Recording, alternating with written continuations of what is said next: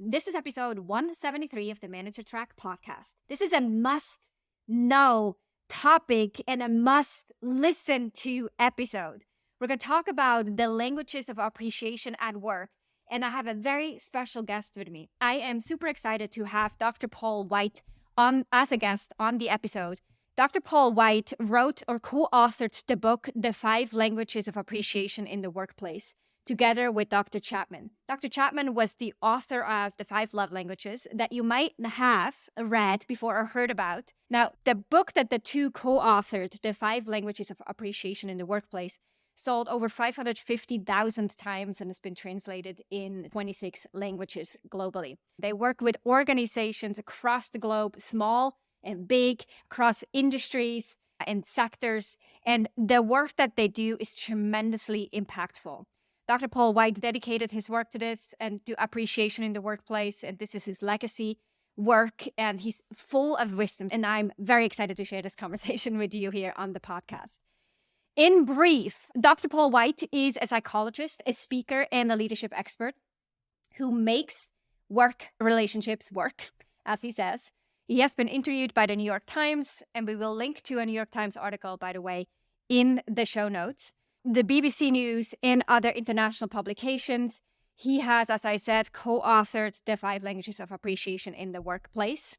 He's also created an online assessment called Motivating by Appreciation Inventory to help people identify their preferred languages of appreciation and then being able to pivot and adapt their styles to what other people's preferences are and to be on the lookout for the things that matter to them the most. The assessment has been taken by over 375,000 employees worldwide. It's also available in multiple languages. And not just to say this as in terms of building his credibility and letting you know how much of an expert he is in this field and the track record that Dr. Paul White has, but also the things that he says are not just because of situational experiences that he's had or based on some small sample-sized research. This is based on thousands and hundreds of thousands of responses, of assessment results, of survey results that he and his team have gathered over the years. If you're still believing that appreciation is overrated or not important, that pay should be enough, or a thank you and a good job will do, this episode is, as I said, not just a must know, but a must listen. It's super enlightening and inspiring to hear Dr. Paul White talk about it.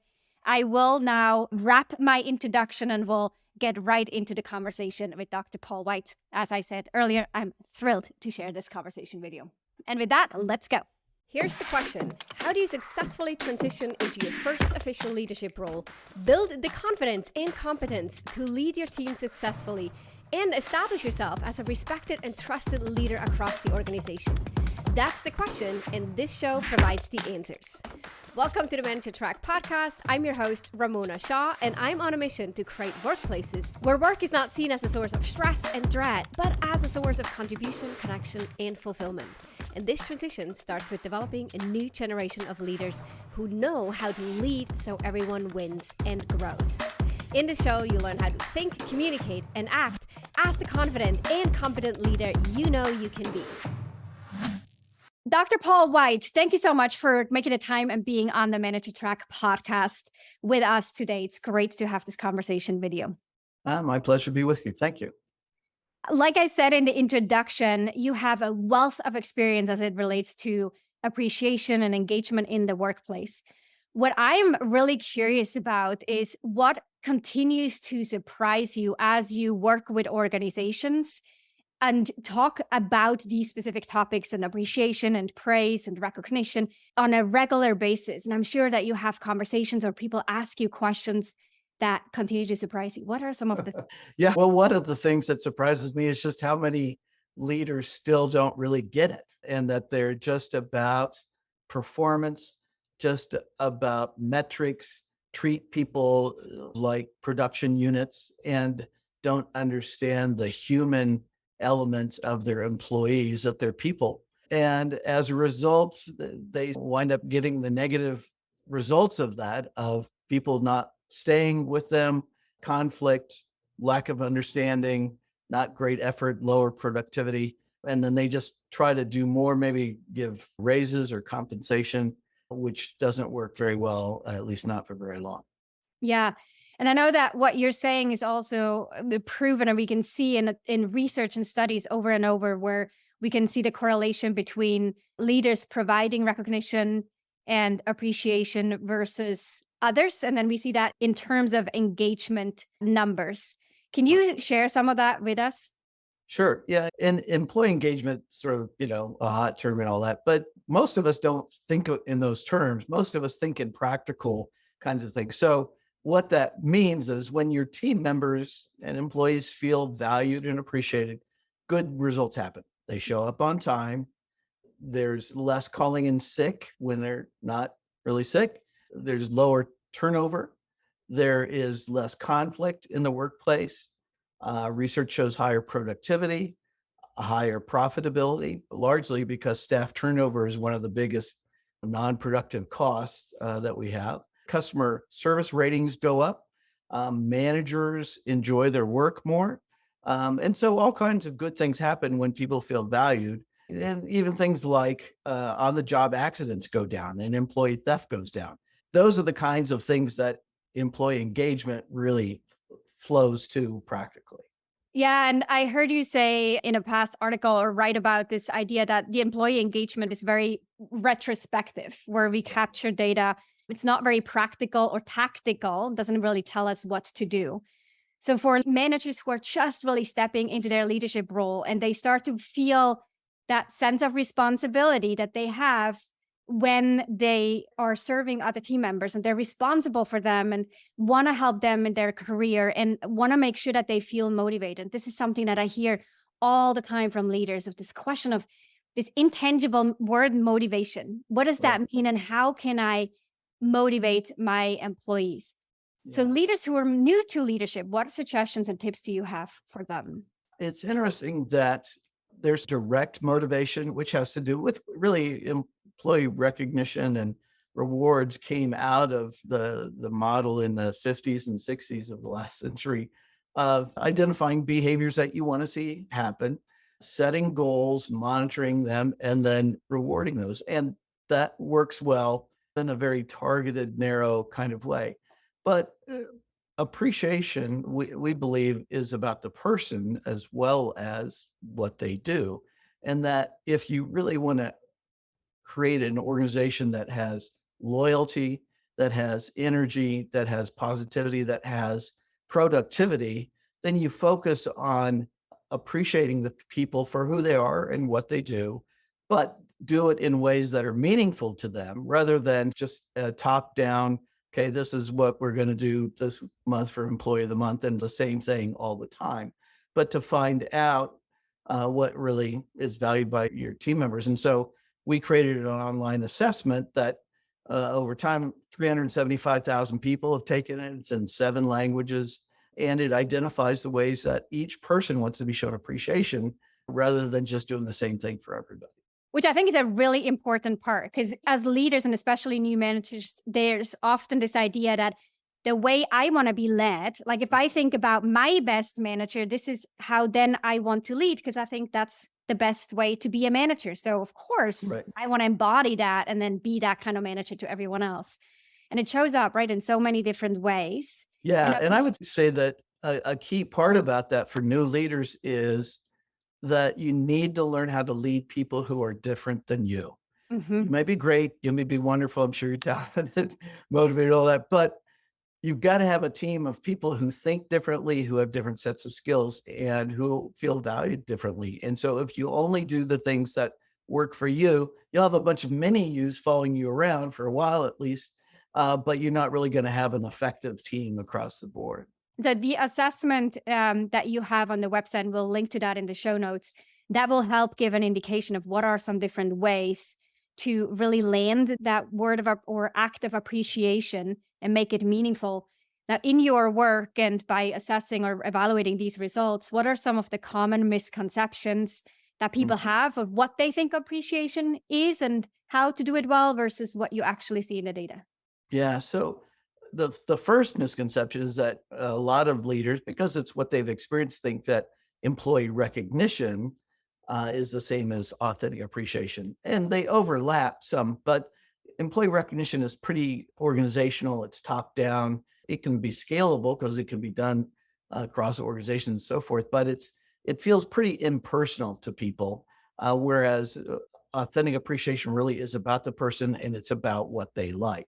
Second misconception is that people tend to think, and I've had leaders say, yeah, I want my employees to feel good and happy, but we need to get things done. And the misconception is that the goal about appreciation is just to make people feel good. And while that's hopefully a result, really, it's more about helping create an effective organization that effectively does what your mission is. It's like oil in a machine. If you have a machine that's working together, doesn't have any oil, if there's heat, there's friction, maybe sparks, it gets stuck. And appreciation is like the oil that helps the pieces of the organization work together well. And I would say the fourth misconception is that a lot of leaders think that they're the primary responsible one for showing appreciation to their team members. And while we want leaders and managers to be involved, actually, we found that it's more helpful to have the whole team learn how to show appreciation to one another because more in younger employees, they're more concerned and focused on collegial relationships than top-down relationships. And also, it's too much weight for a manager to carry by themselves. And so we teach teams how to show appreciation to one another, and it really works well that way. Yeah, I love that you emphasize this point of the peer recognition. Tactically speaking, for our listeners or viewers, what suggestions, what kind of tips or ideas do you have for them that they could easily implement in their next team meeting or as part of their process of managing a team? A problem is that a lot of people think appreciation is words, and it can be obviously praise and compliment. But we found that from the hundreds of thousands of people that we assessed, word is the primary way people will show appreciation by less than 50% of team members. So if you only use words, you're going to miss half of your team. Having said that, it's a big group. It's 46%. So it's a good starting point. And so one of the things that we teach, if you're going to use words, you want to be specific. We have, I don't know, 95,000 people on our newsletter list. We do polls. We found out that people don't want to hear good job. Why? Because it's generic. Anybody can say it, doesn't take any time and effort. So if you're going to use words, be very specific. And actually, we teach people to use people's names. If you're going to write it, make sure you spell it correctly because names are spelled so many different ways. And then say specifically what you value about what they've done or who they are and why it's important to you or the organization. So it's a nice way to start. Now, most people, very few people are going to be offended if you do it just personally. Some are okay with doing it in front of their team. Fewer don't want it in front of a big group. In fact, 40% of people don't want to be recognized in front of a big group. So it's better to just start individually or in front of the team, but be specific about what they've done or demonstrated that's really valuable to you. And then how do you, as a leader, foster this environment where peer recognition starts to pick up and they do this to each other or for each other? Yeah, I grew up professionally in the not-for-profit and social service sector where people give a lot, especially emotionally, and there's not much money for training. So it was important to me to create some low-cost training materials, which we've done. We have an online train the trainer and actually making it available just to managers for a training process. It could be done in a series of 1 hour sessions or a half day where you learn together as a team about what's the difference between appreciation and recognition, what each of the 5 languages of appreciation look like practically, and how to go about doing it so that it's viewed as authentic rather than just going through the motions. They can go to our website. It's appreciationatwork.com, and it's the word at, but appreciationatwork.com. It's all kind of resources, but the training process, which doesn't cost a lot, and you can take your team through it to find out how people like to be shown appreciation and work on it together. So, what I'm hearing you say is make it a topic, bring it to people's attention, train people on it, use the resources and the guidelines. And I assume also the assessments that will bring up the conversations of, yeah, how I like to receive recognition or appreciation. And then how do you, and what do you like or don't like about it? Yeah, and one of the things, people are busy. We know that. That's people. One major pushback is, when am I going to have time to do this? Besides the training, which takes a half day. Okay, that is not a lot of time. We don't want to create another to-do list for people, especially managers. You've got enough to do. So we want to help you do what you're already doing or almost doing, but do in a way that's effective. So there are some people that don't like words, and they live sort of by the meaning. Words are cheap. Don't tell me you support me, show me. And Mhm. those are acts of service, people, lots of times. And it's not helping a low performing colleague, it's doing something that they're pushing hard on a project to get it done. What's a little something that you can do to help out with that? And quality time. In the old days, it was spending time with your manager or supervisor. Now it's more, people like to go to lunch together with their peers and their colleagues or go out afterwards. Tangible gifts are not bonuses and raises, but they're just small things that show that you're getting to know your team members, like their favorite cup of coffee, or maybe a magazine about their favorite sports team or something like that. It's interesting with your Northern European background. I was working with a multinational group on a ship, and the captains, one was from Switzerland and one was from Norway. And they said there was a saying in their culture that not being yelled at is praise enough, and that it wasn't part of their culture to be appreciated. And I'm American and grew up in the Midwest of the United States. And people say, does this really cross cultural? Our book's been translated and initiated by publishers in 25 countries. Our assessments is in 8 languages. It's used by multinationals, by Pepsi, L'Oreal, Caterpillar, ExxonMobil, all different kinds of places. And the languages appear to be cross cultural. What needs to be specific are the specific actions, because in the US, we may go out to lunch together, and that's one way to spend time or even to buy their lunch. I was in Beijing and in China, and they said, no, we don't do that, but we bring breakfast in. And so somebody may pick up breakfast for their colleague on the way in. So you have to figure out, and our translations are not just language translations, but also culturally translated so that the actions fit the culture as well. Yeah, they fit within the context. Thanks for sharing that, because I think there is sometimes this idea that, oh, great job, well done, you're amazing, you're awesome. On one hand, as if that was enough, right? If that was, and you just covered that, no, that we actually don't prefer that. We would like it to be a lot more personalized and specific. And then secondly, it also sometimes has a bit of the connotation of, oh, that's very American or that's very over the top, when in fact that doesn't neglect the idea of appreciation at all. It just means, okay, what are the words or what are then the behaviors that suit your culture? Right. But that pushback or objection of, if you don't get yelled at, you're doing a good job. Well, yeah, I hear that too. What Mhm. do you say to someone who says, well, no, in our culture, that just doesn't work because that would feel very over the top or very inauthentic. Sure. If you don't hit it in feedback, you're actually doing a good job. That's it. I think that's a strength of our system, is that we work with different cultures and organizations and multinationals and spoken overseas in a variety of settings. And we listen. It's not like I try to force it on you. If it doesn't work, if it doesn't fit, it doesn't. But people do want to feel valued and they do want to be appreciated. Yes, we all need to motivate ourselves. Yeah, I got that. And Americans need to grow in that, I think. But the fact is that it is nice to know that somebody else values what you do and who you are, and to hear that occasionally. It's not like we have to throw a parade every time somebody shows up or gets their work done, but when we do, a job well and handle a difficult situation well, it's really critical to acknowledge that. And the research, and it's largely US based, although Western Europe, Canada, some, and Australia, New Zealand, that when people don't feel valued, they're more likely to leave. In fact, 79% of the people in one survey found that if they left, it was largely because they didn't feel valued. It wasn't about money. And most, I think, managers, especially beginning managers, think people leave for more money. Another study showed 89% of managers think people leave for money.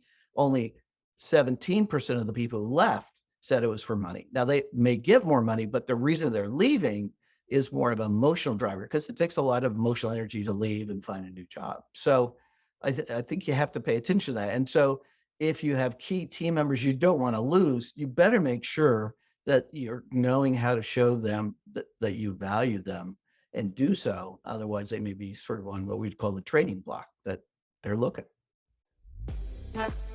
As a caring and driven manager, I know you want to strengthen your leadership skills, advance your career, and lead a high-performing, engaged team. And in order to do that, as a leader, you need to lead with a system, not by shooting from your hips or reacting to everyone else around you. To do so, you need to first learn what should go into a leadership system, and second, develop your own. Now, the good news is that I teach you one must have part in your leadership system in a concise, actionable, and yet comprehensive course focused on running successful one-on-one meetings with your direct reports. It includes over 67 minutes of tactical leadership training, plus a set of resources to make this as easy and immediately applicable for you as possible. You can either watch the video lessons or listen to it through a private podcast feed on your phone. You can get your hands on this course, which I want every single manager to have, for a nominal $19 at ramonashaw.com/11. That's 2 times the number 1. You can check the show notes for the details or head on over to ramonashaw.com/11 to get started right now. Yeah.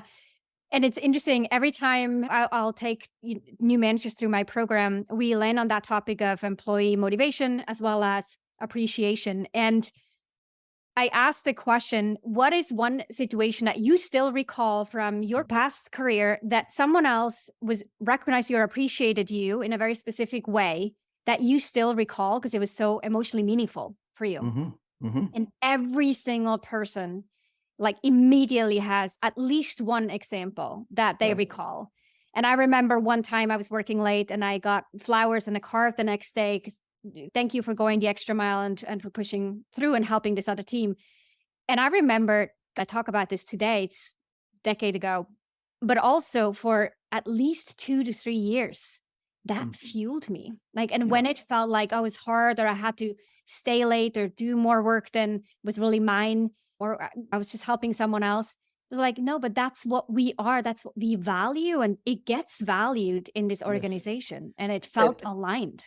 and what's interesting is that it doesn't take much of the right action to really make an impact. Hmm. But you can waste a lot of time and energy doing things that aren't meaningful to people. And you're like, what's with it? I say good things about them all the time in front of others, or I check in. And there's some people that just, they don't want to hear it, or quality time. It's like, I just leave me alone. But if I need help, or if there's something you or a team member can do to help out me get my project done, the key is we don't want people doing everything for everybody. It's a waste of time and energy. We want to help managers and supervisors become more efficient and effective. And actually, that's one of the answers to the busyness, is that we found that when people use our system and team members truly feel valued, appreciated, a lot of the things that take up your time and energy drop off. You're not having to deal with people not showing up. You're not having to deal with territorial conflicts between 2 team members. You're not having to address issues of them not following policies and procedures. You're able to focus on the main deal and not deal with all these other sort of extraneous distractions. Yeah. Now, in a remote or a hybrid setup, things are not different, but some of them are just becoming more or less important, some items. Mhm. Now, Mhm. as it relates to appreciation in a remote or hybrid setup, and especially since COVID, what are some of the changes that you've noticed working with organizations?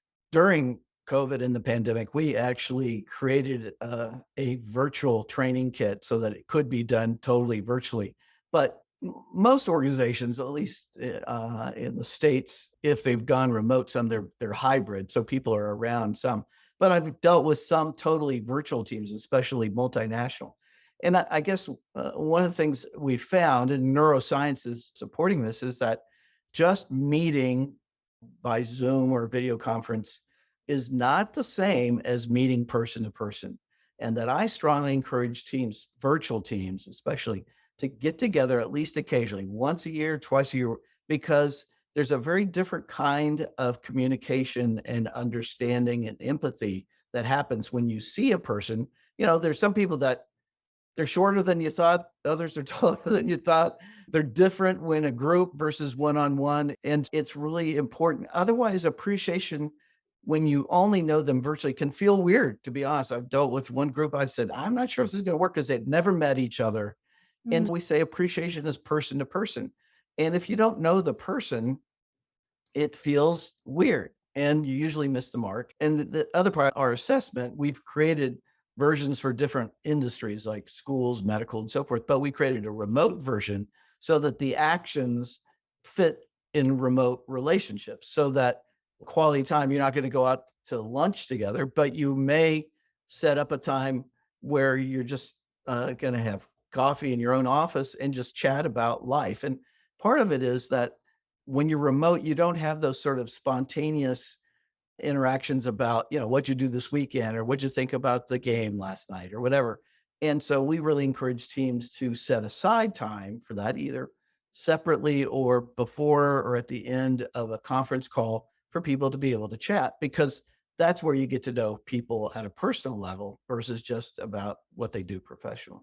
Yeah, and I can totally see that you're adding that personal level to it, more so than just work, right? But of really getting to know the person holistically to then really call out their strength and their uniqueness in Yeah. the context of work appreciation. And that's where stickiness develops. Yeah. That if that they when they have a sense that you know them and understand them as a person, Yeah. there's loyalty grows there versus just that they do a good job and you pay them for that. It's relational, not transactional. Yeah. Right. As you continue to do this work and as you're learning new things, what is something that you've been rethinking or you changed your mind on since the book originally got published? Oh, that's a great question. What am I rethinking? I went through a phase. So I'm a psychologist by training, I'm not an HR person. And I came into this through working with family owned businesses in the United States and saw that there were communication issues. And so I thought, okay, this is good. And when I first worked with people, especially HR professionals, I said, this employee recognition thing isn't working. They said, yeah, but we don't know what else to do. So that's when we figured this out. And I thought, okay, we know what's going on. And for a while, I was down on recognition and rewards. But then there's been a period of time where I see that the two can work together, that you want to have people do the right thing and do it well and reward and acknowledge that. But that, along with appreciation, is really important at the personal level, and the two together are quite powerful. Now I'm at a next stage where I'm like, this reward stuff, people keep doing that and they just are stuck on it. And I'm still trying to figure out. I got different reasons, hypotheses about why they're not trained that way in business schools and so forth. But man, if you just do that, you are stupid. Just to be honest, that you're not going to get the positive results that you really want. And it's not transactional, like you said. It's about the person. And I think culturally with technology and all that, and loneliness, that's one of the things that we found out about remote workers, that they feel out there alone. That if you don't address that, you're really going to have a hard time building and keeping a team. And so it's about the relationships in addition to the mission of the organization.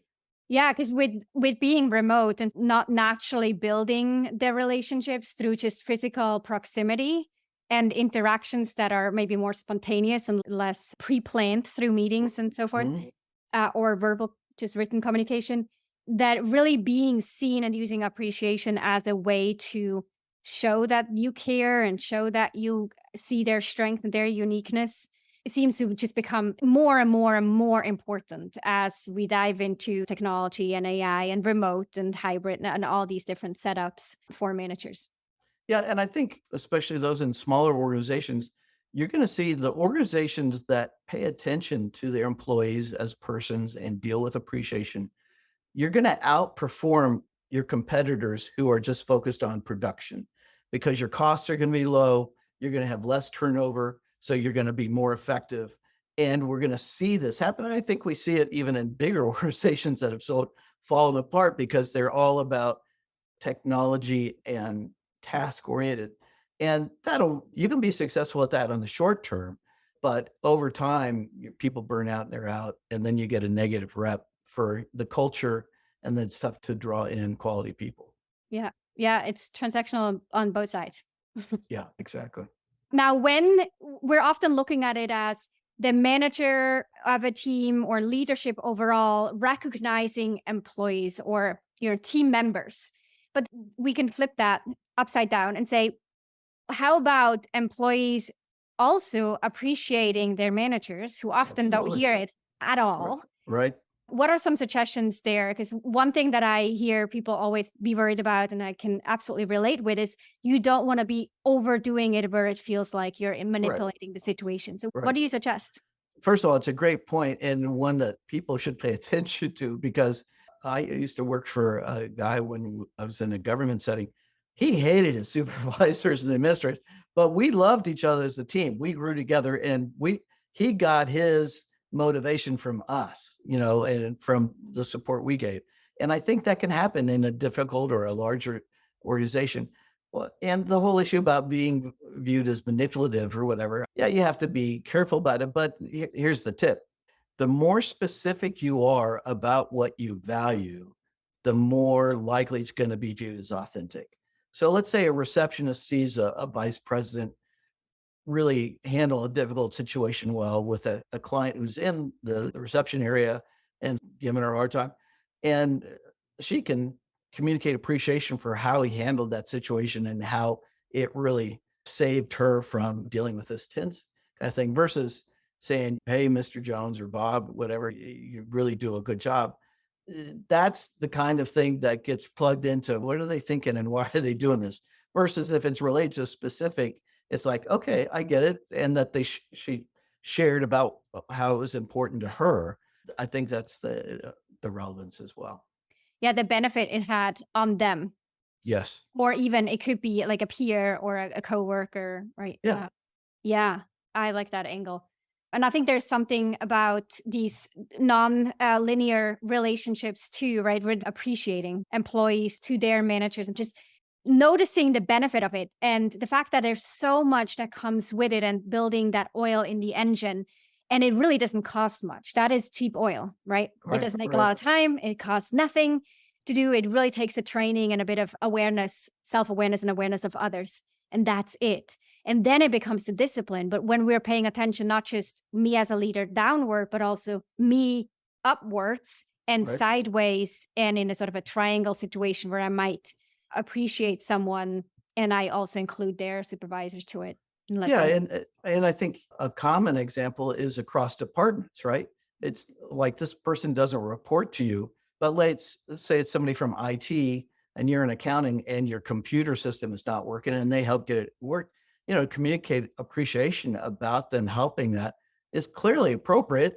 And it's not that you're getting anything from it. They're getting it's just them making your life better. And all kinds of things, whether that's the cafeteria setting and somebody goes an extra mile to get you the kind of food that you like or need.